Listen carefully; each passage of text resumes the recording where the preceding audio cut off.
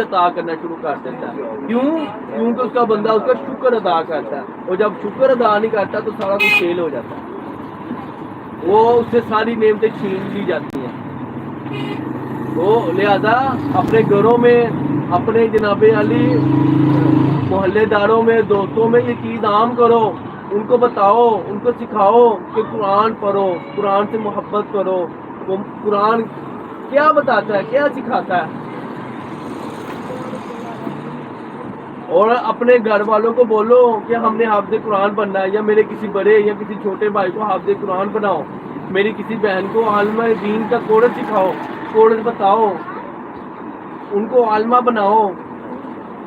کل کو دنیا سے جب کوئی چلا جائے گا نا, اگر وہ آپ کے کہنے کی وجہ سے حافظ قرآن بن گیا, آپ کے کہنے کی وجہ سے وہ کوئی عالمہ بن گئی, تو سمجھو اگر آپ دنیا سے چلے بھی گئے ہو نا, تو جناب آپ کی نیکیوں کا کاؤنٹ چلتا رہے گا. اللہ رب العالمین آپ کی جناب علی نیکیاں جو سی ہیں نا, وہ بڑھاتا رہے گا, بڑھاتا رہے گا, بڑھاتا رہے گا. دنیا میں بھی بڑھاتا رہے گا اور آخرت میں بھی بڑھاتا رہے گا. آپ مر بھی جائیں گے, قبر میں بھی جناب چلے جائیں گے, لیکن آپ کی نیکیوں کا کاؤنٹ بند نہیں ہوگا. کیوں؟ کیونکہ آپ نے نیکی ایسی کر دی ہے جس سے نیکیاں جاری و ساری رہتی ہیں.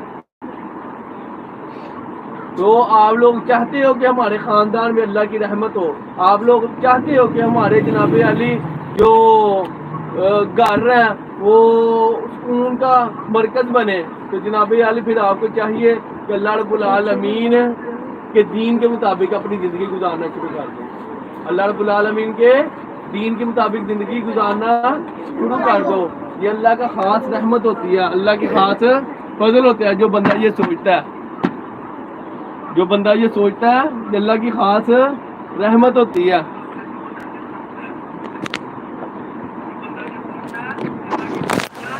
تجھے کیا ہونا بھائی,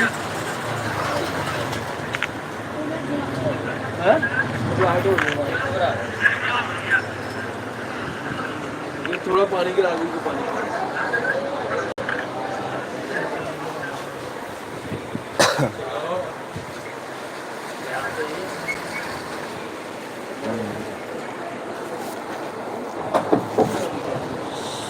کون کون بتائے گا اپنے گھر والوں کو کہ جناب ہمارے گھروں میں حافظ قرآن, کون کون بتائے گا کہ ہمارے گھر میں یہ حافظ قرآن بناؤ.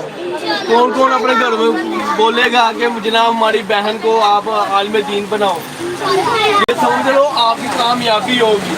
ایک شخص کی وجہ سے کوئی ایک شخص بھی حافظ قرآن بن گیا, ہاں, ایک شخص بھی حافظ قرآن بن گیا, اور ایک جناب عورت نے, بچی نے اگر عالمہ کا کورس کر لیا نا, تو جناب آپ کی نیکیاں چلتی رہیں گی, آپ کی نیکیاں چلتی رہیں گی. یہ دنیا کے کام دنیا میں رہ جاتے ہیں, دنیا کے کام دنیا میں رہ جاتے ہیں. تو ہمیشہ کامیاب شخص وہی ہوتا ہے جو آخرت کی تیاری کا بھی تیاری کرتا ہے, جو آخرت کا بھی سوچتا ہے. ہم لوگ جناب جو دین کے اوپر چلتے ہوتے ہیں نا, ہم لوگ ان کو مزید ہم جناب ان کو نیچا کر کے دکھاتے ہیں. نیچا کیا کر کے دکھاتے ہیں, وہ چھوڑے دے, میں نے پینٹ شرٹ پہنی ہوئی ہے, میرے پاس اتنے پیسے ہیں, تو حفظ کر رہا ہے, تیرے پاس کیا ہے, تجھے تو انگلش بولنے کا طریقہ نہیں ہے, تجھے تو فلاں کام کرنے کا طریقہ نہیں ہے. اگر وہ آپ کی وجہ سے دین کا کام کرنا چھوڑ گیا نا, دین پڑھنا چھوڑ گیا, تو سمجھو جو اس کو گناہ ملنا ہے وہ آپ کو بھی گناہ, آپ کو ڈبل گناہ ملے گا. کیوں؟ جناب علی اس نے دین کا کام کرنا چھوڑ دیا. لہذا جو بندہ نیکی کرتا ہو, دین سیکھتا ہو, اس کی اور زیادہ ایسی حوصلہ افزائی کرو کہ جہاں وہ مثال کے طور پہ اتنا دین سیکھتا ہے, وہ زیادہ دین سیکھے. وہ جہاں اللہ اس کے رسول کے مثال کے طور پر اتنا سا حکم مانتا ہے, وہ زیادہ حکم ماننا شروع کر دے. اس کی حوصلہ افزائی کرو.